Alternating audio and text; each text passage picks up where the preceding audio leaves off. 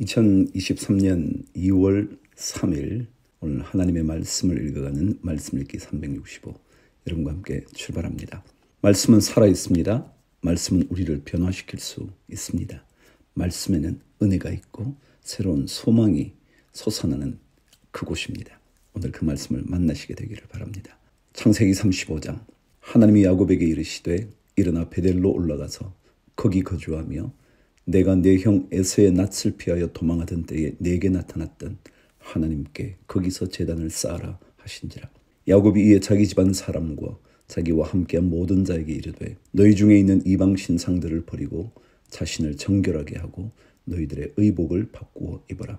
우리가 일어나 베델로 올라가자. 내 환난 날에 내게 응답하시며 내가 가는 길에서 나와 함께 하신 하나님께 내가 거기서 제단을 쌓으려 하노라 하매 그들이 자기 손에 있는 모든 이방 신상들과 자기 귀에 있는 귀고리들을 야곱에게 주는지라. 야곱이 그것들을 세겜 근처 상수리 나무 아래에 묻고 그들이 떠났으나 하나님이 그 사면 고울들로 크게 두려워하게 하셨으므로 야곱의 아들들을 추격하는 자가 없었더라. 야곱과 그와 함께한 모든 사람이 가나안 땅 루스 곧 베델에 이르고 그가 거기서 제단을 쌓고 그곳을 엘 베델이라 불렀으니 이는 그의 형의 낯을 피할 때에 하나님이 거기서 그에게 나타나셨음이더라. 리브가의 유모 드보라가 죽음에 그를 베델 아래에 있는 상수리 나무 밑에 장사하고 그 나무 이름을 알론 바굿이라 불렀더라. 알론 바굿이라는 말은 원래 알론이라는 말이 상수리 나무를 의미해요. 굉장히 무성한 나무죠. 그래서 힘을 상징하거나 그래요. 그래서 알론 바굿이라는 뜻은 슬픔, 통곡의 상수리 나무 그런 뜻이에요. 자, 9절로 넘어갑니다. 야곱이 밧단 아람에서 돌아오매 하나님이 다시 야곱에게 나타나사 그에게 복을 주시고 하나님이 그에게 이르시되 내 이름이 야곱이지만은 내 이름을 다시는 야곱이라 부르지 않겠고 이스라엘이 내 이름이 되리라 하시고 그가 그의 이름을 이스라엘이라 부르시고 하나님이 그에게 이르시되 나는 전능한 하나님이라 생육하며 번성하라. 한 백성과 백성들의 총회가 내게서 나오고 왕들이 내 허리에서 나오리라. 내가 아브라함과 이삭에게 준 땅을 내게 주고 내가 내 후손에게도 그 땅을 주리라 하시고 하나님이 그와 말씀하시는 곳에서 그를 떠나 올라가시는지라. 야곱이 하나님이 자기와 말씀하시던 곳에 기둥 곧 돌기둥을 세우고 그 위에 전제물을 붓고 또 그 위에 기름을 붓고 하나님이 자기와 말씀하시는 곳의 이름을 베델이라 불렀더라. 야곱을 이스라엘이라고 부른 것은 야복강 그곳이었죠. 다시 한번 확인시켜 주시는 것입니다. 그리고 야곱이 다시 찾아온 그곳이 베델이었는데 또다시 그곳 이름을 베델이라 불렀다라고 말하면서 확인하죠. 신앙은 늘 재확인하는 겁니다. 신앙의 원칙을 재확인하는 거죠. 16절 그들이 베델에서 길을 떠나 에브랏에 이르기까지 얼마간 거리를 둔 곳에서 라헬이 해산하게 되어 심히 고생하여 그가 난산할 즈음에 산파가 그에게 이르되 두려워하지 말라. 지금 내가 또 등남하느니라 하매 그가 죽게 되어 그의 혼이 떠나려 할 때에 아들의 이름을 베논이라 불렀으나 그의 아버지는 그를 베냐민이라 불렀더라. 라헬이 죽음에 에브랏 곧 베들레헴 길에 장사되었고 야곱이 라헬의 묘에 비를 세웠더니 지금까지 라헬의 묘비라 일컫더라. 이스라엘이 다시 길을 떠나 에델망대를 지나 장막을 쳤더라. 이스라엘이 그 땅에 거주할 때에 르우벤이 가서 그 아버지의 첫 빌하와 동침함에 이스라엘이 이를 들었더라. 베냐민 야곱의 마지막 아들 요셉의 동생이죠. 고통 중에서 그 아들을 낳잖아요. 그래서 내 슬픔의 아들이라고 베노니라고 불렀단 말이죠. 그랬더니 이 야곱이 베냐민이라고 불렀대요. 내 오른손의 아들이다.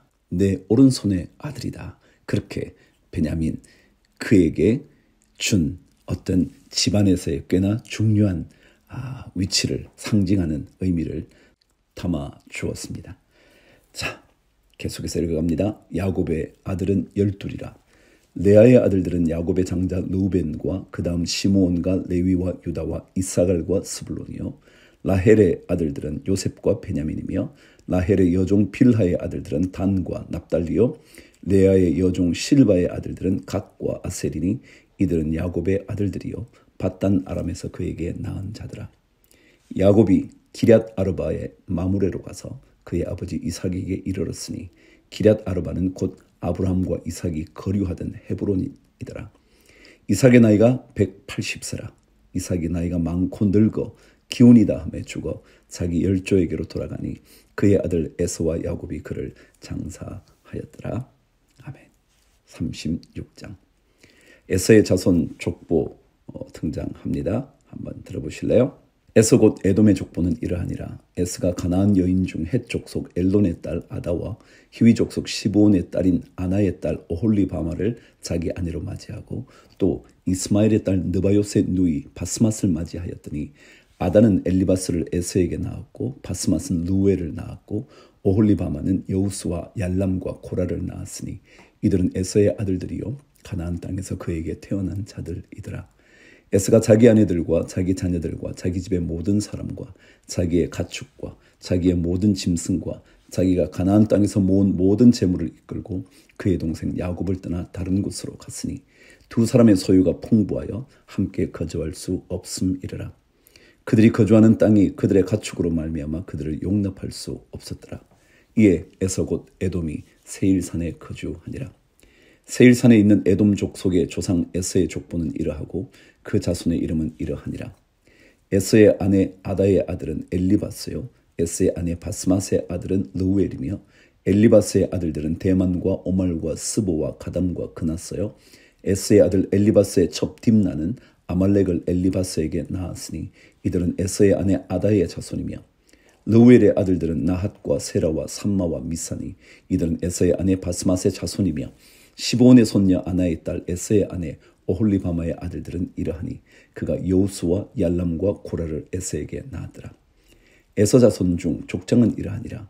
에서의 장자 엘리바스의 자손으로는 대만 족장, 오말 족장, 스보 족장, 그나스 족장과 고라 족장, 가담 족장, 아말렉 족장이니 이들은 에돔 땅에 있는 엘리바스의 족장들이요 이들은 아다의 자손이며 에스의 아들 르우엘의 자손으로는 나핫 족장, 세라 족장, 삼마 족장, 미사 족장이니 이들은 에돔 땅에 있는 르우엘의 족장들이요 이들은 에스의 아내 바스맛의 자손이며 에서의 아내인 오홀리바마의 아들들은 여우스 족장, 얄람 족장, 고라 족장이니 이들은 아나의 딸이요 에서의 아내인 오홀리바마로 말미암아 나온 족장들이라. 에서 곧 에돔의 자손으로서 족장된 자들이 이러하였더라. 그 땅의 주민 호리 족속 세일의 자손은 로단과 소발과 시브온과 아나와 디손과 에셀과 디산이니 이들은 에돔 땅에 있는 세일의 자손 중 호리 족속의 족장들이요 로단의 자녀는 호리와 헤맘과 로단의 누이 딥나요 소발의 자녀는 알완과 마나핫과 에발과 스보와 오남이요 시브온의 자녀는 아야와 아나며 이 아나는 그 아버지 시브온의 나귀를 칠 때에 광야에서 온천을 발견하였고 아나의 자녀는 디손과 오홀리바마니 오홀리바마는 아나의 딸이며 디손의 자녀는 햄담과 에스반과 이드란과 그란이요 에셀의 자녀는 빌한과 사완과 아간이요 디산의 자녀는 우스와 아란이니 호리 족속의 족장들은 곧 로단 족장, 소발 족장, 시브온 족장, 아나 족장, 디손 족장, 에셀 족장, 디산 족장이라. 이들은 그들의 족속에 따라 세일 땅에 있는 호리 족속의 족장들이었더라. 31절. 이스라엘 자손을 다스리는 왕이 있기 전에 에돔 땅을 다스리던 왕들은 이러하니라.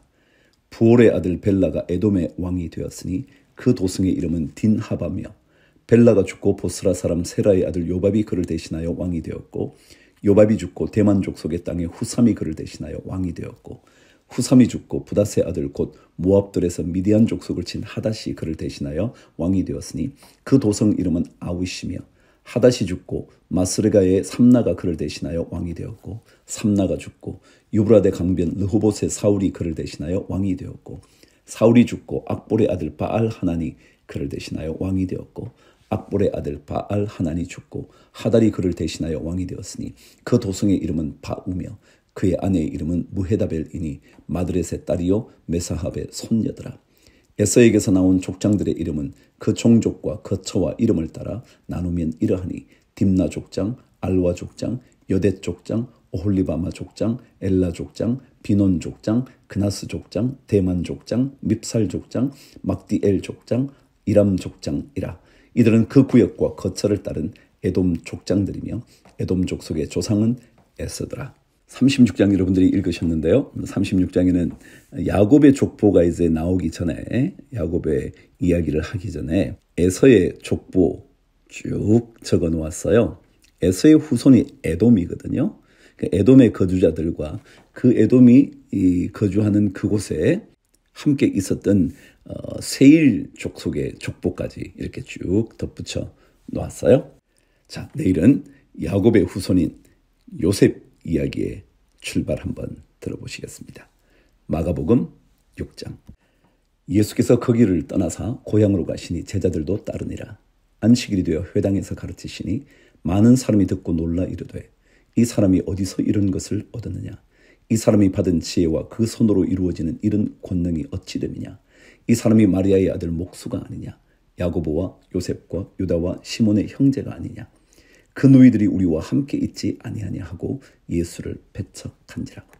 예수께서 그들에게 이르시되 선지자가 자기 고향과 자기 친척과 자기 집 외에서는 존경을 받지 못함이 없느니라 하시며 거기서는 아무 권능도 행하실 수 없어 다만 소수의 병자에게 안수하여 고치실 뿐이었고 그들이 믿지 않음을 이상히 여기셨더라. 주님을 존귀히 여기면 우리는 그분의 권능을 경험합니다. 만일 그분을 존귀하게 여기지 않으면 그분은 권능을 행하시지 않고요. 왜 믿지 않았을까? 왜 믿지 않을까? 그렇게 생각하실 거래요.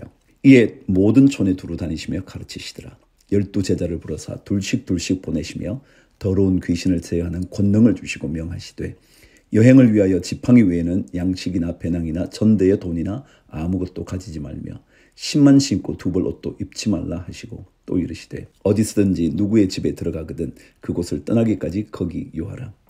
어느 곳에서든지 너희를 영접하지 아니하고 너희 말을 듣지도 아니하거든 거기서 나갈 때에 발 아래 먼지를 떨어버려 그들에게 증거를 삼으라 하시니 제자들이 나가서 회개하라 전파하고 많은 귀신을 쫓아내며 많은 병자에게 기름을 발라 고치더라. 14절. 이에 예수의 이름이 드러난지라. 헤롯 왕이 듣고 이르되 이는 세례 요한이 죽은 자 가운데서 살아났도다.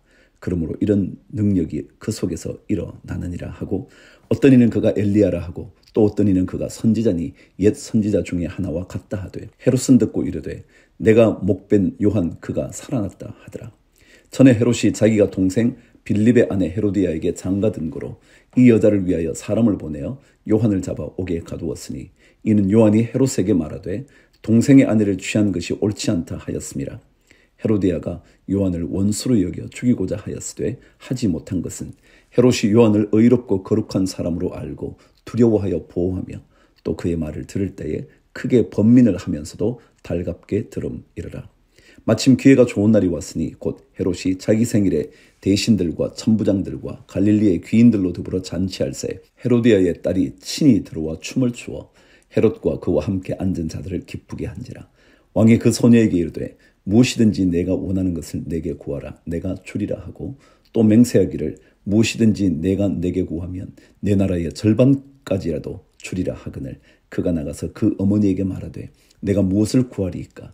그 어머니가 이르되 세례 요한의 머리를 구하라 하니 그가 곧 왕에게 급히 들어가 구하여 이르되 세례 요한의 머리를 소반에 얹어 곧 내게 주기를 원하옵나이다 하니 왕이 심히 근심하나 자기가 맹세한 것과 그 앉은 자들로 인하여 그를 거절할 수 없는지라. 왕이 곧 쉬병 하나를 보내어 요한의 머리를 가져오라 명하니 그 사람이 나가 옥에서 요한을 목베어 그 머리를 소반에 얹어다가 소녀에게 주니 소녀가 이것을 그 어머니에게 주니라. 요한의 제자들이 듣고 와서 시체를 가져다가 장사하니라. 사도들이 예수께 모여 자기들이 행한 것과 가르친 것을 낱낱이 고하니 이르시되 너희는 따로 한적한 곳에 가서 잠깐 쉬어라 하시니 이는 오고 가는 사람이 많아 음식 먹을 겨를도 없음이라. 이에 배를 타고 따로 한적한 곳에 갈새 그들이 가는 것을 보고 많은 사람이 그들인 줄 안지라. 모든 고을로부터 도보로 그곳에 달려와 그들보다 먼저 갔더라. 예수께서 나오사 큰 무리를 보시고 그 목자 없는 양 같음을 인하여 불쌍히 여기사 이에 여러 가지로 가르치시더라. 때가 저물어 가매 제자들이 예수께 나와 여짜오되 이곳은 빈들이요 날도 저물어 가니 무리를 보내어 두루 촌과 마을로 가서 무엇을 사 먹게 하옵소서. 대답하여 이르시되 너희가 먹을 것을 주라 하시니 여짜오되 우리가 가서 200데나리온의 떡을 사다 먹이리이까. 이르시되 너희에게 떡 몇 개나 있는지 가서 보라 하시니 알아보고 이르되 떡 5개와 물고기 2마리가 있더이다 하거늘 제자들에게 명하사 그 모든 사람으로 떼를 지어 푸른 잔디 위에 앉게 하시니 때로 100명씩 또는 50명씩 앉은지라. 예수께서 떡 5개와 물고기 2마리를 가지사 하늘을 우러러 축사하시고 떡을 떼어 제자들에게 주어 사람들에게 나누어 주게 하시고 또 물고기 2마리도 모든 사람에게 나누심에 다 배불리 먹고 남은 떡 조각과 물고기를 12바구니에 차게 거두었으며 떡을 먹은 남자는 5,000명이었더라. 5,000명 먹이신 이야기요, 복음서에 다 등장을 해요. 예수님의 이야기가 여러 복음서에 나눠져 있잖아요. 마태복음, 마가복음, 누가복음, 요한복음이요. 그런데 이 5,000명 먹인 사건은 모든 복음서에 다 기록되어 있다는 거예요. 사람들은 안 믿죠.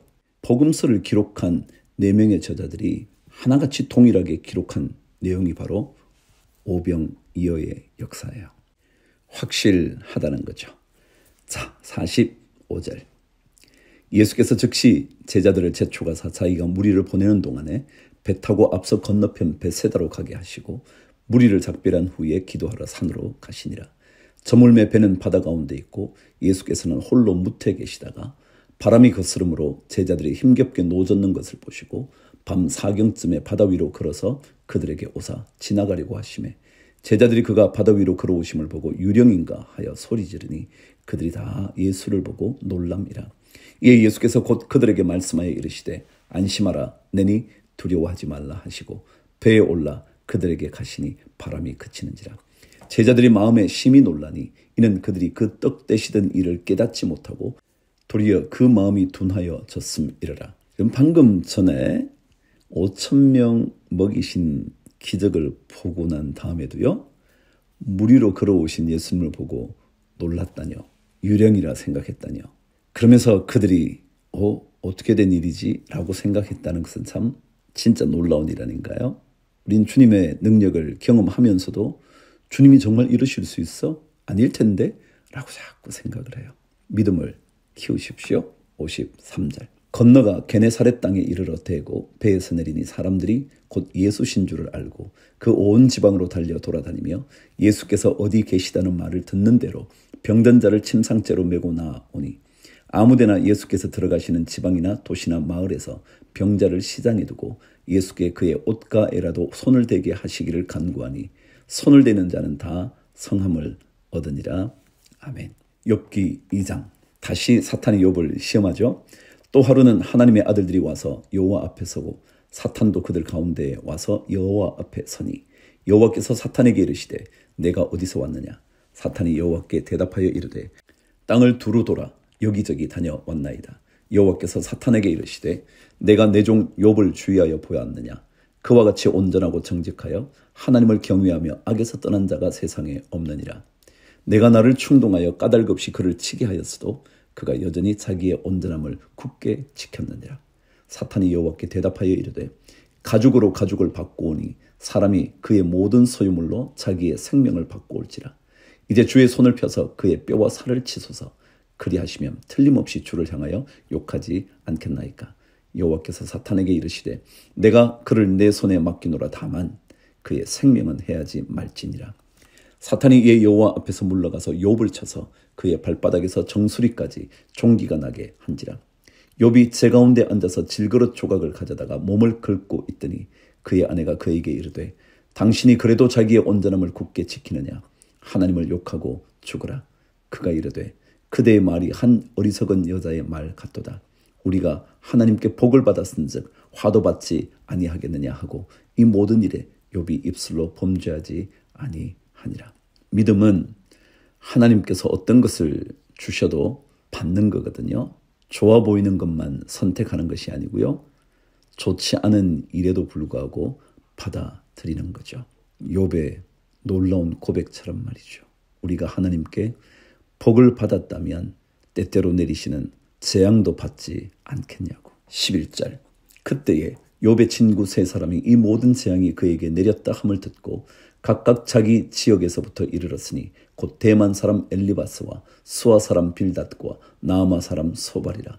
그들이 욥을 위문하고 위로하려 하여 서로 약속하고 오더니 눈을 들어 멀리 보매 그가 욥인 줄 알기 어렵게 되었으므로 그들이 일제히 소리질러 울며 각각 자기의 겉옷을 찢고 하늘을 향하여 티끌을 날려 자기 머리에 뿌리고 밤낮 7일 동안 그와 함께 땅에 앉았으나 욥의 고통이 심함을 보므로 그에게 한마디도 말하는 자가 없었더라. 욥의 고통이요? 말로 다 할 수 없을 정도였대요. 얼마나 고통이 끔찍했던지 친구들이 찾아와서 일주일 동안 말 한마디 할 수가 없었어요. 그 고통을 욥이 견디고 있었죠. 로마서 6장. 그런즉 우리가 무슨 말을 하리요? 은혜를 더하게 하려고 죄에 거하겠느냐? 그럴 수 없느니라. 죄에 대하여 죽은 우리가 어찌 그 가운데 더 살리요? 무릇 그리스도 예수와 합하여 세례를 받은 우리는 그의 죽으심과 합하여 세례를 받은 줄을 알지 못하느냐? 그러므로 우리가 그의 죽으심과 합하여 세례를 받음으로 그와 함께 장사되었나니 이는 아버지의 영광으로 말미암아 그리스도를 죽은 자 가운데서 살리심과 같이 우리로 또한 새 생명 가운데서 행하게 하려 함이라. 만일 우리가 그의 죽으심과 같은 모양으로 연합한 자가 되었으면 또한 그의 부활과 같은 모양으로 연합한 자도 되리라. 우리가 알거니와 우리의 옛사람이 예수와 함께 십자가에 못 박힌 것은 죄의 몸이 죽어 다시는 우리가 죄에게 종노릇하지 아니하려 함이니 이는 죽은 자가 죄에서 벗어나 의롭다 하심을 얻었음이라. 만일 우리가 그리스도와 함께 죽었으면 또한 그와 함께 살 줄을 믿노니 이는 그리스도께서 죽은 자 가운데서 살아나셨음에 다시 죽지 아니하시고 사망이 다시 그를 주장하지 못할 줄을 알미로라. 그가 죽으심은 죄에 대하여 단번에 죽으심이요 그가 살아계심은 하나님께 대하여 살아계심이니 이와 같이 너희도 너희 자신을 죄에 대하여는 죽은 자요 그리스도 예수 안에서 하나님께 대하여는 살아있는 자로 여길지어다. 그러므로 너희는 죄가 너희 죽을 몸을 지배하지 못하게 하여 몸의 사욕에 순종하지 말고 또한 너희 지체를 불의의 무기로 죄에게 내주지 말고 오직 너희 자신을 죽은 자 가운데서 다시 살아난 자 같이 하나님께 드리며 너희 지체를 의의 무기로 하나님께 드리라. 죄가 너희를 주장하지 못하리니 이는 너희가 법 아래에 있지 아니하고 은혜 아래에 있음이라. 그런즉 어찌하리요? 우리가 법 아래에 있지 아니하고 은혜 아래에 있으니 죄를 지으리요? 그럴 수 없느니라. 너희 자신을 종으로 내주어 누구에게 순종하든지 그 순종함을 받는 자의 종이 되는 줄을 너희가 알지 못하느냐? 혹은 죄의 종으로 사망에 이르고 혹은 순종의 종으로 의에 이르느니라. 하나님께 감사하리로다. 너희가 본래 죄의 종이더니 너희에게 전하여 준 바 교훈해 보낼 마음으로 순종하여 죄로부터 해방되어 의에게 종이 되었느니라. 너희 육신이 연약함으로 내가 사람의 예대로 말하노니 전에 너희가 너희 지체를 부정과 불법에 내주어 불법에 이른 것 같이 이제는 너희 지체를 의에게 종으로 내주어 거룩함에 이르라. 너희가 죄의 종이 되었을 때에는 의에 대하여 자유로웠느니라. 너희가 그때에 무슨 열매를 얻었느냐? 이제는 너희가 그 일을 부끄러워하나니 이는 그 마지막이 사망이라. 그러나 이제는 너희가 죄로부터 해방되고 하나님께 종이 되어 거룩함에 이르는 열매를 맺었으니 그 마지막은 영생이라. 아멘. 죄의 삭선 사망이요 하나님의 은사는 그리스도 예수 우리 주 안에 있는 영생이니라. 아멘. 로마서 6장 22절 23절 다시 한번 읽을게요. 그러나 이제는 너희가 죄로부터 해방되고 하나님께 종이 되어 거룩함에 이르는 열매를 맺었으니 그 마지막은 영생이라. 죄의 삭선 사망이요 하나님의 은사는 그리스도 예수 우리 주 안에 있는 영생이니라. 아멘. 여러분 내일 새날 기도회입니다. 2월 새날 기도회예요. 어느새 또 두 번째 달을 맞이하게 됐잖아요. 우리의 믿음이 슬슬 긴장을 잃고 있지는 않나요? 다시 한번 우리 주님께 내 영혼을 맡김으로 주께서 주시는 은혜의 길을 한번 경험해 볼 수 있게 되는 새날 기도 되기를 바랍니다. 전도서 3장 모든 것에는 하나님의 정하신 시기가 있죠. 때가 있다고요. 가장 적절한 때가 있다고요. 범사의 기한이 있고 천하만사가 다 때가 있나니 날 때가 있고 죽을 때가 있으며 심을 때가 있고 심은 것을 뽑을 때가 있으며 죽일 때가 있고 치료할 때가 있으며 헐 때가 있고 세울 때가 있으며 울 때가 있고 웃을 때가 있으며 슬퍼할 때가 있고 춤출 때가 있으며 돌을 던져버릴 때가 있고 돌을 거둘 때가 있으며 안을 때가 있고 안는 일을 멀리할 때가 있으며 찾을 때가 있고 잃을 때가 있으며 지킬 때가 있고 버릴 때가 있으며 찢을 때가 있고 꿰맬 때가 있으며 잠잠할 때가 있고 말할 때가 있으며 사랑할 때가 있고 미워할 때가 있으며 전쟁할 때가 있고 평화할 때가 있느니라. 여러분 읽어보시면 어때요? 이런 말 아닌가요? 우리 인생에 울 때만 있는 것은 아니고요. 웃음의 날도 있다고요. 눈물의 날만 있는 것은 아니고요. 기쁨의 날이 있다고요. 그러나 또 착각하지 마시죠. 기쁨의 날만 있는 것 아니거든요. 슬픔의 날이 있거든요. 그러니까 모든 인생에는 그러한 일이 일어나니까 기쁠 때라도 그것 때문에 너무 좋아 죽겠다 그럴 거 없고요. 슬픔이 있어도요. 이것 때문에 내가 더 이상 살 수 없겠다 생각하지도 마세요. 자, 9절 보겠습니다. 일하는 자가 그의 수고로 말미암아 무슨 이익이 있으랴. 하나님이 인생들에게 노고를 주사 애쓰게 하신 것을 내가 보았노라. 하나님이 모든 것을 지으시되 때를 따라 아름답게 하셨고 또 사람들에게는 영원을 사모하는 마음을 주셨느니라. 그러나 하나님이 하시는 일의 시종을 사람으로 측량할 수 없게 하셨도다. 그럼 하나님의 때를 여러분이 다 파악하려고 그러지 마세요. 주시는 대로 한번 받아보세요. 그러시면 그게 아름다움이 될 거거든요. 영원에 이르는 순간순간이 될 거거든요.